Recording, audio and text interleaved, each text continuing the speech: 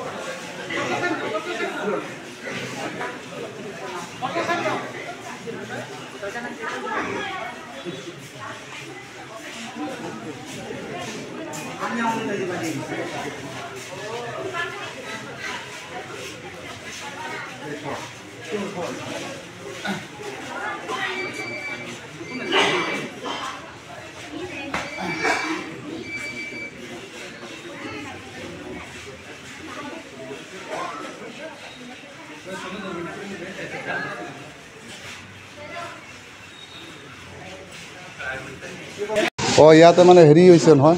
মানে শয়তান বুলি কয় আৰু এই শয়তান মানে ভূতটো ইয়াতেই আছে মানে একো চিন্তা নাই দৰ্জামতে বন্ধ কৰি থৈ দিয়ক আমি মানে পূজা এটা ধৰিম পূজাটো মানে 4টা 5টা বজাত ধৰিব লাগিব আৰু এজন মোৰ লগত আছে মানে সি আহি মানে দুটা একেলগত মানে মই এতিয়া মানে হেৰি চেক কৰিছোঁ চেক কৰি মানে পাইছোঁ আৰু বস্তুটো আপুনি কি হয় হা মই বেছ হয় সন্যাসী আপোনাৰ নাম কি নীৰেণ বৰ্মন ক'ৰ পৰা আহিছে আমি লাইলুৰি হাৰিবাংগা কি হৈছে মানে ইয়াত ইমান মানুহ গোট খাইছে দেখা গৈছে ইয়াত মানে হেৰি মই খবৰটো পাইছোঁ ইয়াত আহি কেনে যে ল'ৰা ছোৱালী এনেকৈ হৈ আছে সেইকাৰণে মানে মই খবৰটো পাই মই ইয়াতে আহিছোঁ আপুনি কি পাইছে মানে বিচাৰি এতিয়া মানে পাইছোঁ মানে এইটো হেৰি বুলি কয় শয়তান বুলি কয় এইটো কেনেকৈ দূৰ হ'ব এতিয়া মানে আমাৰ পূজা পালি কৰিব লাগিব তাৰপিছত সেই দূৰ হ'ব এতিয়া যে পূজা পালি নকৰিলে মানে সি নাযায় ইয়াতে আৰু হয় দেখা পাব সন্ধিয়া সময়ত আপোনালোকে সবে কথা পাতিব পাৰিব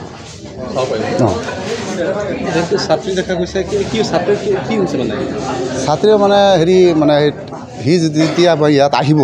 তেতিয়া মানে সেই গাঁৱৰ হাৱাটো লাগি গ'লে সি মানে অৱজ হৈ যাব এইটো কি ল'ৰাৰ গাত নাই ছোৱালী গাত লাগিছে এইটো ছোৱালী গাত লাগিছে এইটো ল'ৰাৰ গাত নালাগে এইটো ছোৱালী গাত লাগিব এইটো কি কয় মানে এইটো মানে হেৰি বুলি কয় মানে এইটো মানে হেৰি পৰিব নেকি নাই এইটো জিন বুলি কয় জিন মানে এটা আছে ল'ৰা জিন এটা আছে মানে এই ছোৱালী জিন মানে এইটো ল'ৰা জিনটো ছোৱালী জিন এইটো মানে ছোৱালী মানুহ এটেক কৰে না ল'ৰা মানুহ এইটো ছোৱালীক মানে এতিয়া কেনেকৈ দূৰ কৰিব পৰা যায় কেনেকৈ এইটো পাম এতিয়া মানে সন্ধিয়া সময়ত মানে আমি পূজা পালি কৰিম তেতিয়া মানে দূৰ কৰিম